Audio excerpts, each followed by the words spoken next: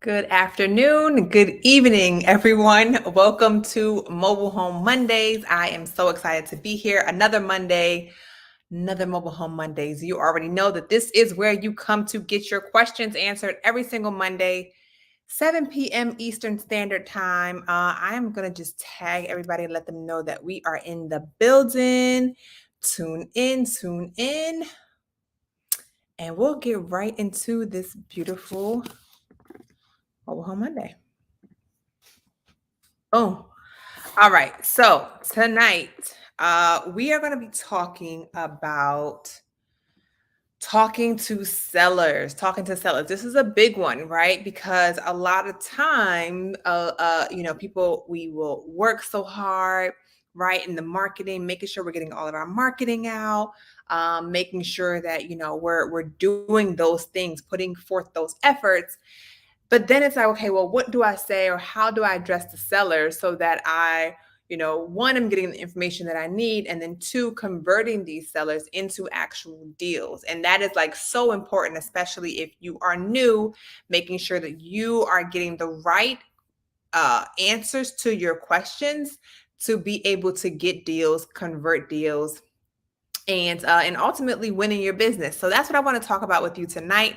Again, make sure as you tune in, you are dropping in the comments where you are tuning in from, and you guys connect, share in the group. Make sure that again, we're doing some deals together. Okay, so if you're new to the group, welcome to Mobile Home Investing for Newbies. If you are not a part of the group yet, make sure you head over to Facebook, join our group, Mobile Home Investing for Newbies, and get in here. Okay, so let's get into these questions again. So tonight we're going to be talking about the key 4 questions that you must ask, or points that you must get across and answer from sellers in order to be able to formulate an offer. You can't even really formulate an offer before getting this information. Okay, so the first one, okay, so there's 4, right? The first one is time frame, right? So we need to figure out how soon is the seller actually looking to sell, right? Like, are they looking to sell right away? Are they looking to sell next year, right? Because this gives you all these questions are gonna lead to understanding the motivation, like, of the seller, right? How motivated they are, like on a scale, 1 to 10, how motivated they are, and this can help you again with formulating and presenting your offer. So, how soon are they looking to sell, right? As wholesalers, we're primarily focused on sellers who are motivated and they're looking to sell right now, right? So that is our ideal client, is someone who's looking to sell right away. They have some type of circumstance, whether it is the property or a personal circumstance that is putting them in a position where they need to sell fast. They don't have the time luxury to wait around to get the highest offer, right? Or to sell at retail value, or wait around. They would prefer to get a faster offer, right? A faster closing. They need the cash right away. And that is an ideal client of ours, right? So you want to know the time frame, how soon they're looking to sell. Now, if somebody is looking to sell maybe next year or in a few months, right? That doesn't mean that we completely disqualify them or we don't make an offer. What that means is you just have to keep in mind their time frame, and you have to prepare yourself to follow up with them, because they're if they already shared with you that they're not looking to sell right now, right? You can make your offer, but they're not looking to sell right now. Okay, so in that case, right, you want to prepare yourself to follow up with them consistently so you stay top of mind, and when the time is right, boom, you're there, you're making your offer, you're getting this deal, or even at that point, you followed up so many times that they're calling you, right? So when they're ready. So that is what you want to have in mind for time frame. Okay. And make sure you are putting your questions in the comments. So once I get to number 4, I'm going to be answering all your questions. Mobile Home Mondays is an opportunity for you to come and get your questions answered. So put them all in there. Okay. All right, so let's head on to number 2. Okay. Number 2 is the condition of the property. What is the condition of the property, right? Now, of course, when you are speaking with the seller, and any of my students know that you have a very detailed script understanding what specifically you need to ask regarding the condition of the property, right? And what order, right? But the idea is you need to understand the condition of the property so that you again can formulate an offer. Okay, the condition of the property heavily impacts your offer. Okay, so we can't just know, oh, I'm looking to sell a mobile home, or I'm looking to sell a 1982, 17 or a 14 by 70 mobile home. Like, great, but I need to know the condition, right? Are things Do things need to be renovated? Do things need to be upgraded? Do things need to be repaired, fixed? To what degree, right? Because this is going to impact your offer. This is going to impact the end buyer, whether it's an investor or a homeowner. They're going to have to come in and make these repairs, right? So that's going to impact and affect the offer price.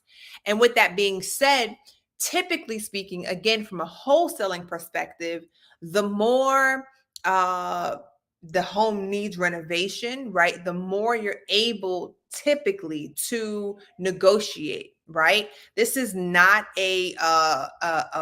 just, there's exception to the rules, essentially, with the condition. So just because the property is in terrible condition, again, you can negotiate, you can definitely get the price down. If it's not, right, let's say it's in fair condition, you can still negotiate and get the price right and get an actual deal based on other circumstances, right? So, it might be speed, it might be time, or just what the seller may need, right? So again, condition is absolutely vital. You have to ask this before you can formulate your offer. Okay. Number three. Number three is price. Price, meaning what does the seller need to get the property sold, right? A lot of times I'm finding, newbies, and this is just, this is very common, a common mistake that newbies make is making an offer before finding out what the seller's price point is. What do they want? What do they need in order to sell their property? Okay. And this is very important because you want to know where they're at, right? You want to know, are they already in a space that's close to where you may be, offering, or are they like way off? Do they want like top, or even an unrealistic asking price? Okay. Now I want to put this disclaimer, or this really information out there for you. A disclaimer is to say, the seller's asking price does not dictate your offer price. Let me say that again because that's very important. And I see this happen all the time. The seller's asking price does not dictate your offer. Okay, so just because they ask for 30,000 or 50,000 or 100,000 doesn't mean you start to try to get as close as you can to their asking price. Okay, you have to make your offer based on the numbers, based on the data, okay, based on what you can sell this property for. We cannot make our offer based on the fact that the seller wants what they want, right? Find out what it's worth, right? And make the offer accordingly. Now, the important part of asking the price is because it gives you leverage into.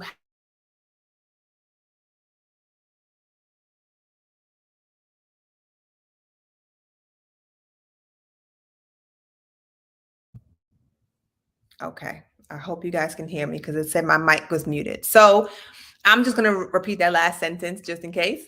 I was saying that the price again is, what the price does is price gives you leverage on how to present your offer to the seller. Okay. So it gives you leverage on how to know how to present your offer. It doesn't change your offer, right? You make your offer based on the numbers and based on the facts and based on, just the core information. But when you know their asking price, you can present your offer in a certain way. So if you're way off from their offer, we present in a particular way. If we're close to their offer, like right there, we present our offer in a different way. So the way we present our offer is different because we've collected the data that we need to be able to give us that leverage to properly present our offer. Okay. And last but certainly not least, guys, I want you to like the video if you are getting if you're here and this is good, right? Like the video, please. And also yeah, post your questions in the comments so that I can answer them right after I'm done with number 4, which we're about to get to right now. Okay? So number 4, the last must ask question to sellers before presenting an offer is why. Okay, this is so critical to your offer because you need to know why they are selling their property, right? What is motivating them? Because again, as a wholesaler, you are ideally looking for motivated sellers, right? We are targeting motivated sellers. What is motivating them to sell their property? Why do they want to sell? Why are they not renting it out? Why are they not fixing it up themselves and renting it? Why don't they live in the property? Right? Um, why? Why do you want to sell it? Why now? Why? Right? This is a huge question. Okay. And again, it leads to your presentation. Understanding their why helps you with presenting your offer in a way that speaks to them, speaks to their needs, right? Speaks to their situation and provides a solution tailored to them. Okay, so that is why you need to ask why. Okay. So those are, and you'll often hear me mention the 4 pillars, right? So those are the 4 pillars. Again, there is a script, right? My mentees and my students get access to like our specific script that goes through these questions in detail, when to ask them, how to exactly word it so that the question is received and answered appropriate and answered in the way that you need it to be answered, right? Yeah, so what specific questions regarding the condition. So those are some of the details of it, but in general, the 4 pillars in order to make an offer, right? The 4 must ask questions or pillars that you need to have answered before making an offer is the timeline, right? How soon they're looking to sell, is the condition, what condition the property is in, is the price, what price is the seller asking for, and last is their motivation. Why do they want to sell? Okay. So, now that we have gotten that, I'm going to head over to our comments. I see that we got some questions in tonight. If you have not already, let us know where you're tuning in from in the comments, and make sure you guys are connecting, building, and doing some deals together, and also post your questions. All right. So let's see here. When purchasing a mobile home, do you steer away from the ones that has lot rents?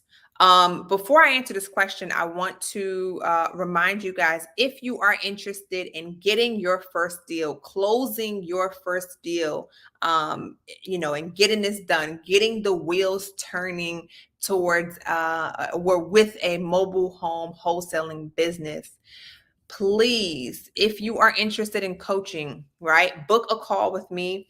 We can talk in detail about where you are, where you're trying to go, and see how I can help you achieve that. So if that is what you are looking for and what you are in need of to help you cross the finish line from beginning to end, we'll go through all the details. Please book a call at calendly.com/Jasmine Gittens/coaching. Okay. All right. So let's get back into this question. When purchasing a mobile home, do you steer away from ones that has lot rents? Absolutely not. Absolutely not. So, you're talking essentially about mobile homes that are in parks, because For the most, I mean, mobile homes that are in parks have lot rent, right? You could also have lot rent if the mobile home is on private land as well. Somebody could be renting out their mobile home. Um, but no, we don't. We focus. We go after all mobile homes, whether they're on land or on in a park. So whether they have lot rent or not, we target them.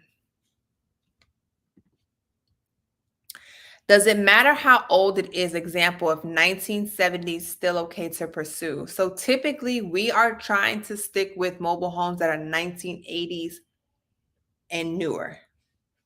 Okay, we are typically trying to stay in 1980s or newer because most often we have a more challenging time, particularly with wholesaling and flipping, with um, with selling those, right, to an end buyer. Okay. So we like to stay in the 1980s and newer. Depending on your exit strategy, you absolutely could consider 1970s, but if you're looking to wholesale in order to maximize your opportunities and your time, I would focus on 1980s and newer. Okay. Uh, hello, Eddie Anderson. Is it safe to say the leads that when you get leads under contract from Facebook Marketplace, that it would be unwise to turn around and sell it for a higher price also on Facebook Marketplace? So typically speaking, if we get a deal that's from Facebook Marketplace, more times than not, the price that we're going to get it under contract for is lower than what they have it listed on Facebook Marketplace. And for that reason, if we're listing it again on Facebook Marketplace, we are typically offering it or listing it for less than uh, what they initially had it listed for. Okay, so most scenarios we are listing it. It might not be far from like far below what they had it listed for, but typically it is going to be less than what they had initially listed it for. However, some things that we do that will get more eyes and more interest and ultimately lead to more offers and closing on a deal is, we're taking better pictures, right? Most oftentimes you'll see sellers that take pictures and don't know how to take pictures. Things just look, crazy or fuzzy, right? So we're taking very clear, high quality photos, right? We're making sure that our description is written in a way that buyers, we're attracting buyers, right? So it's written in a way to attract buyers, but also to repel unqualified buyers. So the way that we the way that we describe the property, the description that we put in, also helps with the sell. Okay. And because it's fresher, so depending on how far back the previous seller listed their property for, did they list it 30 days ago? Because by now, like, there's so many new mobile homes that have been listed since then. Again, they would put it back at the top of the list. So, with better pictures, with better description, and with most oftentimes better price.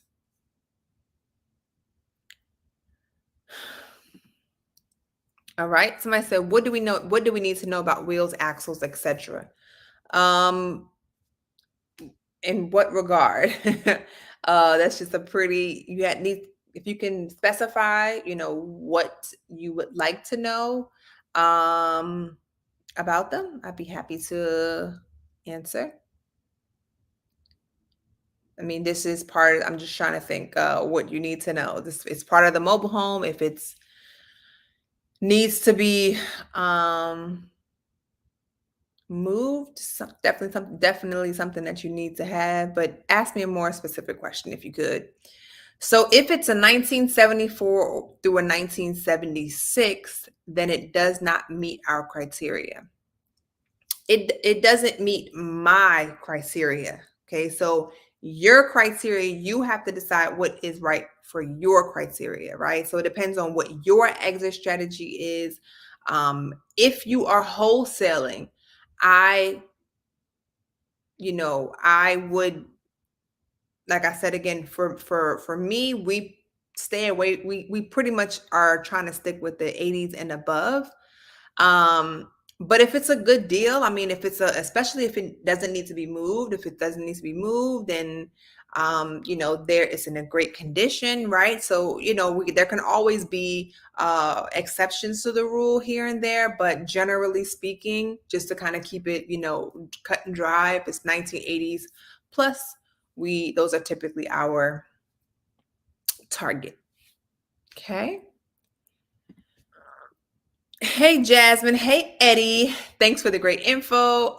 Absolutely. I get a lot of leads from bandit signs, but most of them don't have title. I emailed the form to submit to the DMV to get the title, but they drag their feet. Any advice? That is really, really great question, and it does happen. So what I would say to you is, one, you can ask the seller, like, 'cause a lot of times the reason that they drag their feet is because they just don't know what to do, right? So even if you send them everything, so ask them if they need help, right? One, follow up. If you haven't heard from them in a couple of days, I would follow up. Like I always ask, like, when do you expect to have this form submitted? Like, when are you sending this in? Right. And I give them a call. So I follow up with them to confirm that, that it's been done. Okay. So, follow up with them. And then also, if it would help, depending, again, sometimes we're dealing with elder, elder people, right? Elderly people, and they need a little bit more help, right? So I will maybe pull up the form for them, fill in some parts for them, right? And then, like, ask them the information, fill it out for them, and just kind of like, help them actually kind of like push them along. But with that being said, too, you also can do a bill of sale, right? And you have to check with your state to see if that is acceptable. But if they don't have the title, and you're waiting for the title, right? In the meantime, you could create a bill of sale, because what you want to do is you want to lock in the deal, right? That's like, you don't want to be waiting, because then I'm gonna end up calling them, right? I'm gonna come around. Someone like me is gonna come around, talk to them, and you're going to end up losing that deal. So, so you want to, maybe get a bill of sale, something, lock it in so that you can lock it in. You can get the sale. If your state accepts bill of sales, you can purchase it just with the bill of sale. But if they don't, then again, you can still have that like kind of locked in while you guys are working on, and you're helping them along the way to get a new title. Okay, great question. How do I know what an end buyer will pay? Um, this is a great question, and I think I went over this in one of our previous videos recently. I don't know if it was last week or the week before, about finding buyers, right? So one way that you can do this is you can actually post a ghost ad, right? You can actually post an ad as if you have a property in your market you don't actually have, in order to start getting some feedback from real buyers, right? So let them make offers, right? These are going to be soft offers, of course, because they haven't seen the property. But based on the pictures that they see and the information that you provided in the ad, get offers. And now you can start seeing what end buyers are actually willing to pay for properties, right? You can also talk to other wholesalers. How much are you guys selling your deals for in this market, right? If it's a 3-2, if it's a 2-2, right? You can talk with investors, right? And dealers, and kind of see where they are. How much are they buying deals for or selling deals for, right? So those are some ways that you can actually start to learn that information. But I would really, yeah, those are some ways that you can start.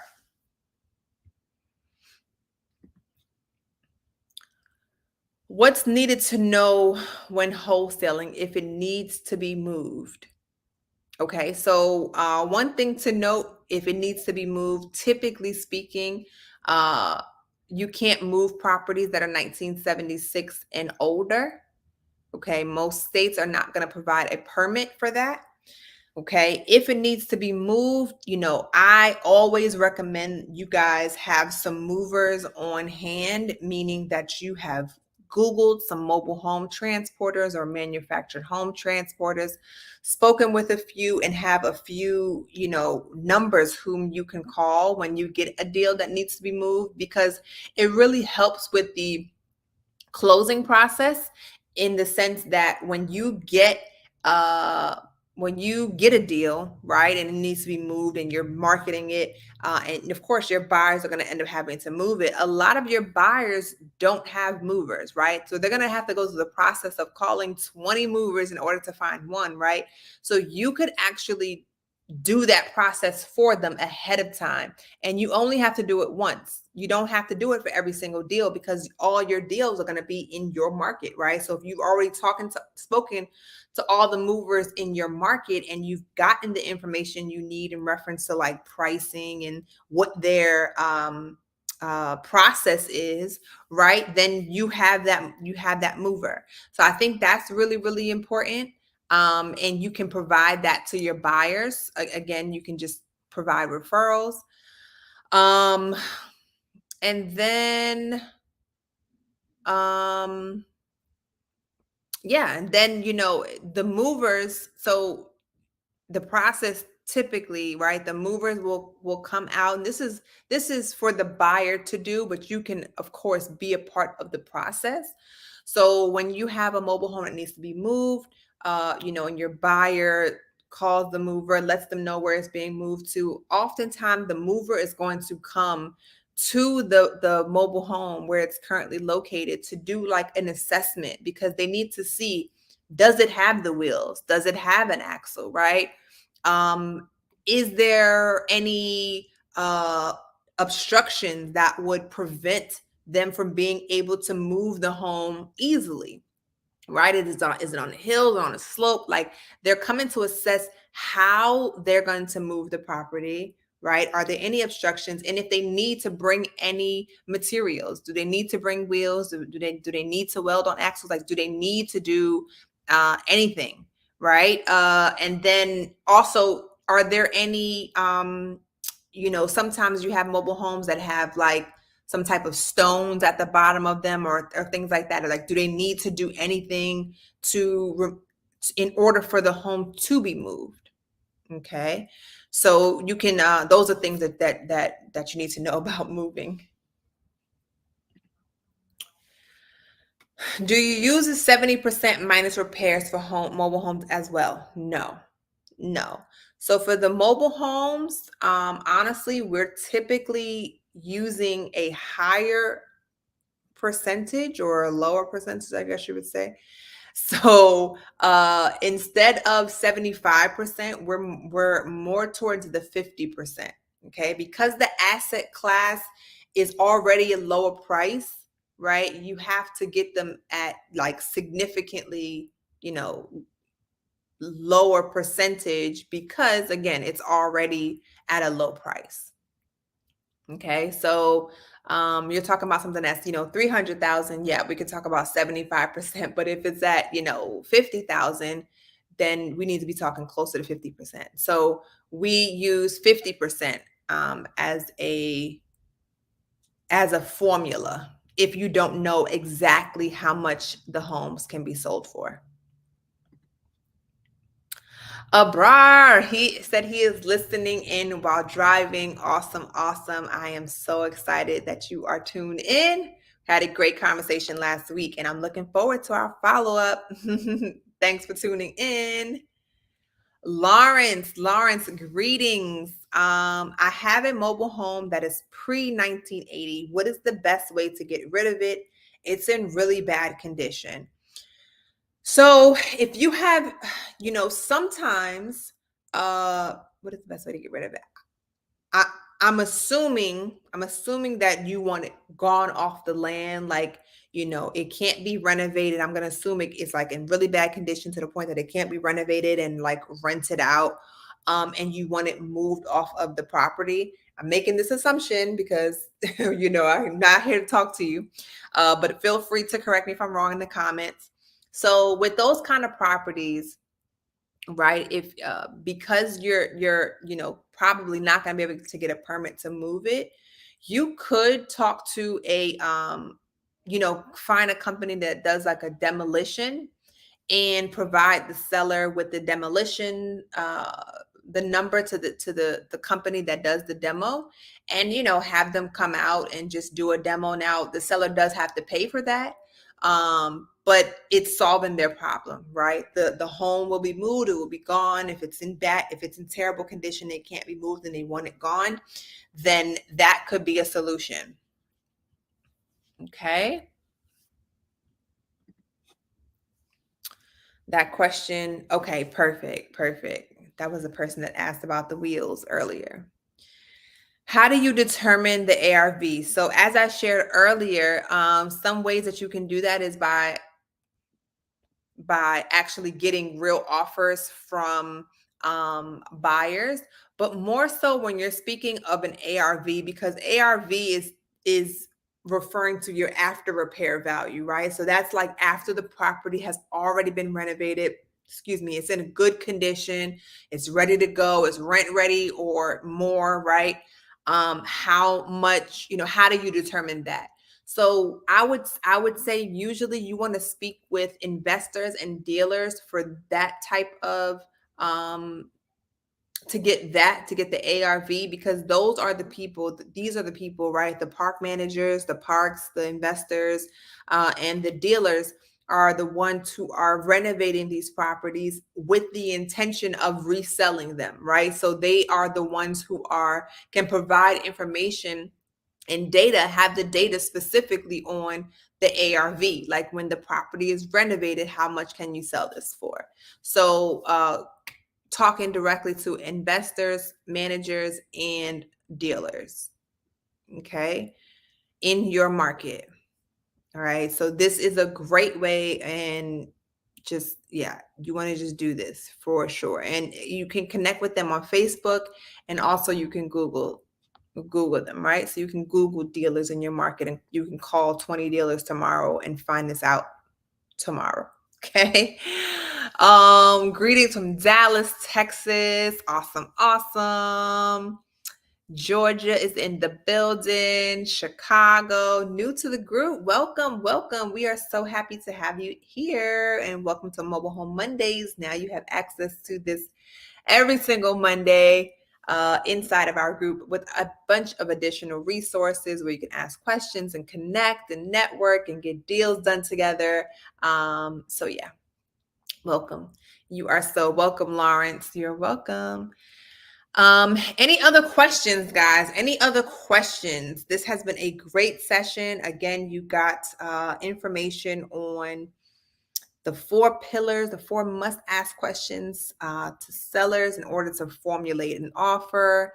And again, ask all of your questions. So I will prepare to hop off if there's no additional questions. As I said, again, just want to remind you, if you are ready to get started, if you're looking to get started and you need some guidance, really step-by-step guidance in order to achieve, wholesaling mobile homes, if you're looking to have any results close or nearing, or just like my husband and I had when we first started wholesaling mobile homes. We made over $100,000 our first 6 months wholesaling mobile homes, and we started virtually. So we were in Maryland and started wholesaling in North Carolina. So again, if you just need that guidance, that help, that somebody hold your hand through the process and show you everything from A to Z, set up a call. Happy to help you. Happy to see where you're at, where you're looking to go, and get you there. One more question. This is a good question, actually. I'm glad you asked this question. In your experience, are more sellers on Facebook Marketplace wholesalers or actual sellers? Okay. So I would say, honestly, I would say it's like 60-40 or even 65-35, to be quite transparent with you at this point. Meaning 60% of them are wholesalers, other investors, um, yeah, wholesalers and other investors, dealers, okay, parks, right? About 40% or 35% are actual sellers. Okay. However, I want to say with that, you absolutely want to be targeting and you absolutely want to be contacting people on Facebook Marketplace. Even if it's just 30% of those who are actually sellers, you want to get in front of that 30%. You want to be there, top of mind. You want to get those deals because those are very, very, I mean, it's a seller literally raising their hand saying, please, like, I'm looking to sell my property. Okay. And once you get in there and you ask those four pillars and you get those four pillars answered and you dig deep, right, then you can end up with the deal. Also, you can still get deals and create really profound relationships, useful relationships with those wholesalers, investors, and park managers and dealers. Okay. So even if 60% are, like I said, other, you still want to get in contact with them. Okay. It's a great way to build your business. It's a great way to get leads and get opportunities.